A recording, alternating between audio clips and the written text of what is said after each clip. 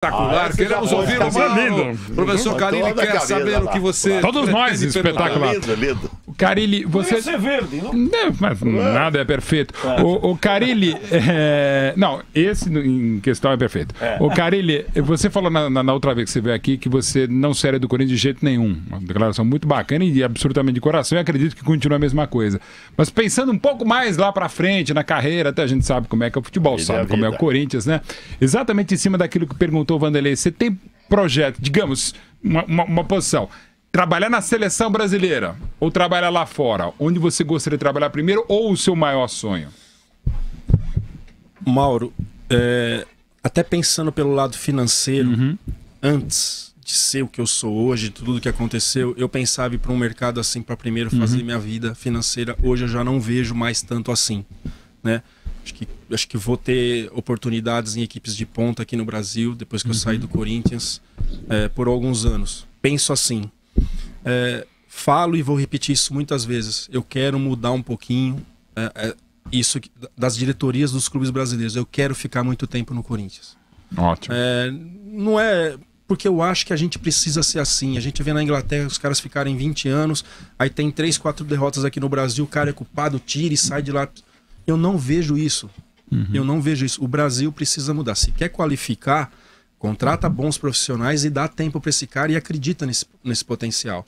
Eu tenho falado, meu primeiro ano, estou num processo de aprendizado ainda, tenho que aprender muita coisa e estou aprendendo. Se eu continuar o ano que vem, eu sei que vou estar melhor. Se eu continuar em 19, eu sei que vou estar melhor e eu posso dar uma resposta melhor para o Corinthians. Repetindo, sei que eu preciso de resultados, né? Então, agora eu tô com um negócio na minha cabeça, cara. Porque as coisas estão acontecendo muito rápido na minha vida. Vou dar uma entrevista agora para um jornal italiano. Que legal. Falei para a Inglaterra. Então, Carille, me perdoe, eu não perca o raciocínio. Eu passei um recado pro André.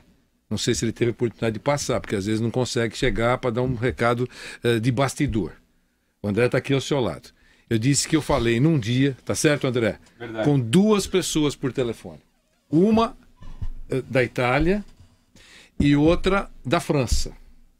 E essas 2 pessoas disseram o seguinte: falamos sobre assuntos que o FBI está investigando todo mundo, aí você está sabendo.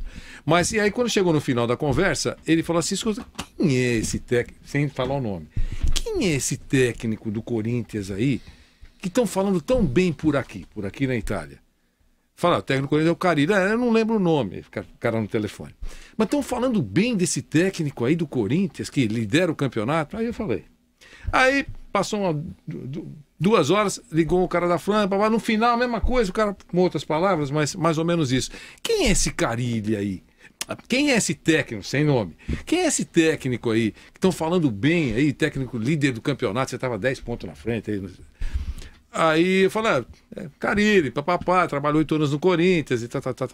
E aí, quando eu desliguei, eu passei um recado pro André, falando, André, se você cruzar com o Carille, nem podia até mandar mensagem pra você, eu nem mandei. Falei, se você cruzar com o Carille, fala pra ele que bacana, porque na Itália e na França tem uns caras lá falando dele, quer dizer, não sabe nem o nome, mas o cara deve ter lido em algum lugar. Então eu achei muito legal isso, e agora que você está falando, eu interrompi no momento que você dizia que vou dar uma entrevista a um jornal italiano. Por favor. Então, para um jornal italiano, esses dias atrás, o maior veículo de comunicação da Inglaterra, o jornal Bola de Portugal, pode ser? O grande também jornal. Bola de Portugal. E agora, e não sei quem, algum amigo falou comigo, pô, Fábio, quem sabe você não faça sucesso na Europa? Então agora eu tô com isso na minha cabeça, trabalhando quietinho, as coisas estão acontecendo na minha vida de um jeito que eu não tô nem imaginando. Quem sabe? Então eu ou a minha geração seja técnicos que façam sucesso na Europa, que ainda ninguém chegou lá e se firmou como um técnico de ponta na Europa. Quem sabe não vai ser eu ou a minha geração. Tô com isso na cabeça. Legal. Tem que pensar da mesma forma. E preservar, porque você quer ficar no Corinthians, mas a pressão do dirigente faz com que ele troque o treinador, mesmo sabendo que ele está cometendo um equívoco às vezes. E a primeira providência, eu acho que uma das coisas que essa geração antiga nunca se preocupou no Brasil, com exceção de um ou outro, é o inglês fluente. Sim. Nunca se preocupou, exceto o Parreira, que é um treinador que fala fluentemente o inglês. Essa geração antiga nunca se preocupou. O Zico acho que também, não? O Zico não fala nada? Não, fluente não. Então, isso traz uma dificuldade imensa para o treinador brasileiro na Europa. Imensa.